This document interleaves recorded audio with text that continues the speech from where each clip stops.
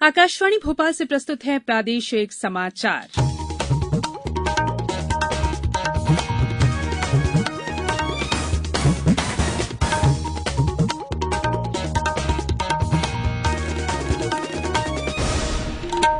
नमस्कार, समाचारों के साथ मैं संयुक्ता बनर्जी। पहले मुख्य समाचार। जीएसटी संग्रहण में कमी से घटे राजस्व की भरपाई के लिए तैयार राज्य ले सकेंगे कर्ज। जीएसटी की बैठक में कुछ राज्य कर्ज नहीं लेने पर अड़े रहे।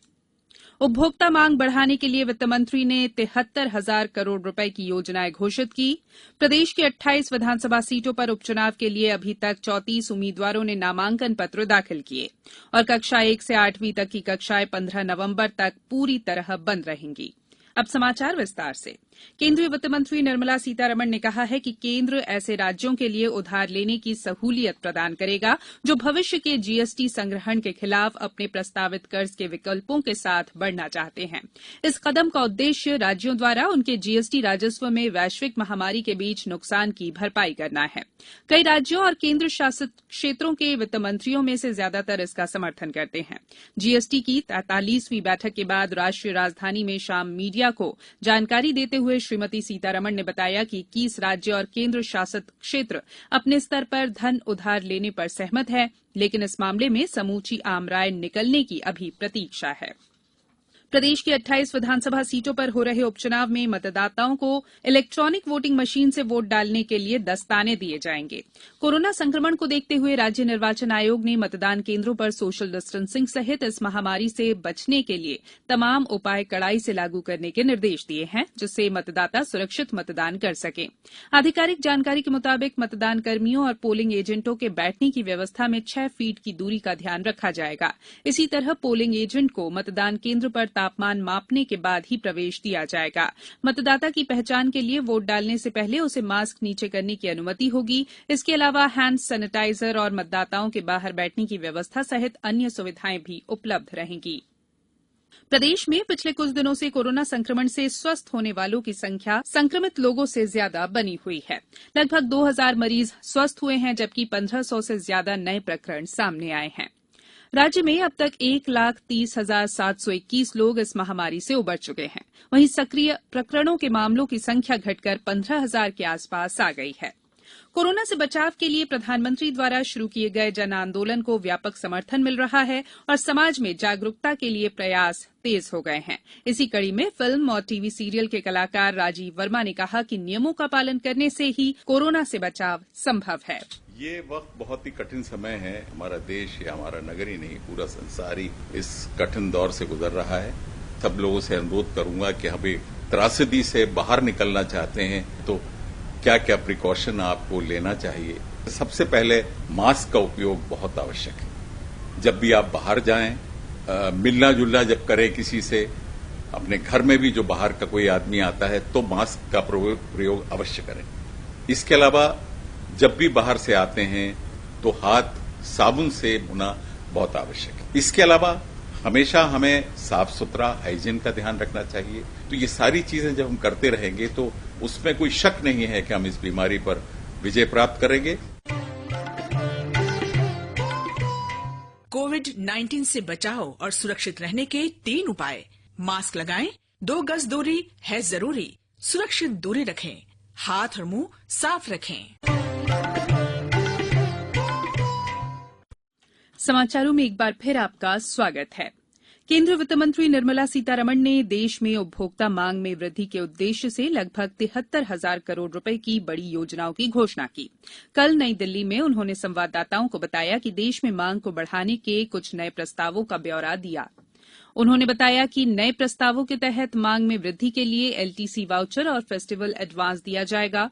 वित्त मंत्री ने बताया कि केंद्र और राज्य सरकारों द्वारा पूंजीगत व्यय के लिए अतिरिक्त 37,000 करोड़ रुपए दिए जाएंगे।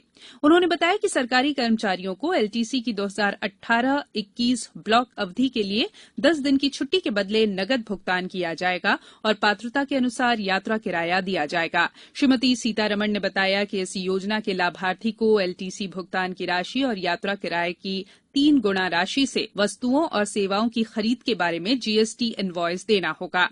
वित्त मंत्री ने बताया कि इस योजना के तहत सरकारी कर्मचारी त्योहार से पहले 10,000 रुपए ले सकेगा, जिस पर ब्याज नहीं लगेगा। प्रदेश की 28 विधानसभा सीटों पर हो रहे उपचुनाव के लिए अभी तक 34 उम्मीदवारों ने नामांकन पत्र दाखिल किए हैं। कल सोमवार को 26 अभ्यर्थियों ने 32 नाम निर्देशन पत्र जमा किए। मुरैना जिले के विधानसभा दिमनी, सुमावली, जौरा, धार जिले की बदनावर, राजगढ़ जिले की ब्यावरा, इंदौर जिले के विधानसभा की सांवेर, रायसेन जिले की सांची, देवास की हाटपिपलिया, मंदसौर जिले की सुवासरा, छतरपुर जिले की मलहरा और आगरमालवा जिले के आगर में एक एक अभ्यर्थी ने नाम निर्देशन पत्र जमा किए। वहीं मुरैना जिले के अंबाह, मुरैना, शिवपुरी जिले के पोहरी और गुना जिले के बामौरी में 2-2 अभ्यर्थियों ने नाम निर्देशन पत्र जमा किए। अनूपपुर जिले के अनूपपुर में 3 अभ्यर्थियों के 4 नाम निर्देशन और खंडवा जिले के मंधाता में 1 अभ्यर्थी ने 2 नाम निर्देशन पत्र जमा किए हैं। ग्वालियर जिले की ग्वालियर सीट के लिए 1 अभ्यर्थी के 4 नाम निर्देशन पत्र, ग्वालियर पूर्व के 2 अभ्यर्थियों के 3 नाम निर्देशन पत्र जमा किए गए हैं। नाम निर्देशन पत्र 16 अक्टूबर तक जमा होंगे। कोरोना वायरस के संक्रमण से बचाव के लिए प्रदेश के सभी स्कूलों में कक्षा 1 से 8वीं तक की कक्षाएं 15 नवंबर तक पूरी तरह से बंद रहेंगी। स्कूल शिक्षा विभाग ने इस संबंध में कल आदेश जारी कर दिए हैं। वहीं ऑनलाइन पठन पाठन की गतिविधियां पहले की तरह जारी रहेंगी। 15 नवंबर के बाद कक्षाओं को शुरू करने पर विचार किया जाएगा। पेश है हमारे संवाददाता संजीव शर्मा की रिपोर्ट। आधिकारिक जानकारी के अनुसार कक्षा 9वीं से 12वीं तक के सभी स्कूल भी आंशिक रूप से ही खुले रहेंगे। नियमित कक्षाओं का संचालन नहीं होगा एवं ऑनलाइन पठन पाठन की गतिविधियां पूर्व की तरह जारी रहेंगी। उधर मुख्यमंत्री शिवराज सिंह चौहान आज भोपाल के मिंटो हॉल में आदिम जाति कल्याण विभाग और स्कूल शिक्षा विभाग के करीब 497 करोड़ रुपए की लागत से नवनिर्मित 145 शैक्षिक भवनों का वर्चुअल लोकार्पण करेंगे। जिन जिलों में विधानसभा उपचुनाव हो रहे हैं वहां के निर्माण कार्य इस कार्यक्रम में शामिल नहीं है। मुख्यमंत्री लोकार्पण कार्यक्रम के दौरान भोपाल, शाजापुर और उमरिया जिले के हितग्राहियों और जनप्रतिनिधियों से शैक्षणिक सुविधाओं के संबंध में संवाद भी करेंगे। केंद्र सरकार ने कहा है कि गरीब कल्याण रोजगार अभियान के तहत अब तक रोजगार के लगभग 32 करोड़ कार्य दिवस उपलब्ध कराए गए हैं और इस पर करीब 31,577 करोड़ रुपए खर्च आया है। ग्रामीण विकास मंत्रालय ने कहा है कि 1,32,000 से अधिक जल संरक्षण ढांचे, 4,12,000 ग्रामीण आवास, पशुओं के लिए 35,529 शेड, 25,689 खेत तालाब और करीब 16,000 सामुदायिक स्वच्छता परिसर बनाए गए हैं। अमेरिका के 2 अर्थशास्त्रियों पॉल मिलग्रोम और रॉबर्ट विल्सन को संयुक्त रूप से इस वर्ष के अर्थशास्त्र के नोबेल पुरस्कार के लिए चुना गया है। दोनों अर्थशास्त्री कैलिफोर्निया के स्टैनफोर्ड विश्वविद्यालय से जुड़े हैं। पुरस्कार संबंधी घोषणा स्टॉकहोम में की गई। पॉल मिलग्रोम और रॉबर्ट विल्सन को नीलामी के सिद्धांत में सुधार और नए नीलामी प्रारूपों के आविष्कारों के लिए अर्थशास्त्र में नोबेल पुरस्कार के लिए चुना गया है। आईपीएल क्रिकेट में कल रात शारजाह में रॉयल चैलेंजर्स बैंगलोर ने कोलकाता नाइट राइडर्स को 82 रनों से हरा दिया। जीत के लिए 195 रन के लक्ष्य का पीछा करते हुए कोलकाता की टीम 9 विकेट पर 112 रन ही बना सकी। बैंगलोर ने पहले बल्लेबाजी करते हुए एबी डिविलियर्स के नाबाद 73 रन की बदौलत 194 रन बनाए थे। आज दुबई में सनराइजर्स हैदराबाद का मुकाबला चेन्नई सुपर किंग्स से होगा। अब कुछ समाचार संक्षेप में। प्रसिद्ध पार्श्व गायक किशोर कुमार की पुण्यतिथि पर आज खंडवा में किशोर नाइट का आयोजन किया गया है। इस वर्ष संस्कृति विभाग का अलंकरण समारोह नहीं हो पा रहा है। राज्य के संस्कृति विभाग के गमक कार्यक्रम में आज शाम भोपाल के जनजातीय संग्रहालय में किशोर कुमार पर केंद्रित कार्यक्रम का आयोजन किया गया है। कोरोना संक्रमण को देखते हुए जबलपुर जिला प्रशासन ने शहर के प्रमुख देवी मंदिरों में ऑनलाइन दर्शन की सुविधा शुरू की है और श्योपुर जिले के तुलसेव गांव में गांजे की खेती करने पर एक आरोपी को गिरफ्तार किया गया है और 1 क्विंटल से अधिक गांजे के पौधे जब्त किए गए हैं। अंत में बुलेटिन के मुख्य समाचार एक बार फिर। जीएसटी संग्रहण में कमी से घटे राजस्व की भरपाई के लिए तैयार राज्य ले सकेंगे कर्ज। जीएसटी की बैठक में कुछ राज्य कर्ज नहीं लेने पर अड़े रहे। उपभोक्ता मांग बढ़ाने के लिए वित्त मंत्री ने 73,000 करोड़ रुपए की योजनाएं घोषित की।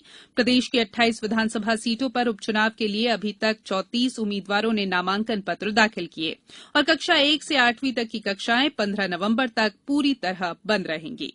इस बुलेटिन में इतना ही। बुलेटिन के अंत में एक अपील, मास्क और 2 गज की दूरी, हाथ धोना भी है जरूरी। नमस्कार।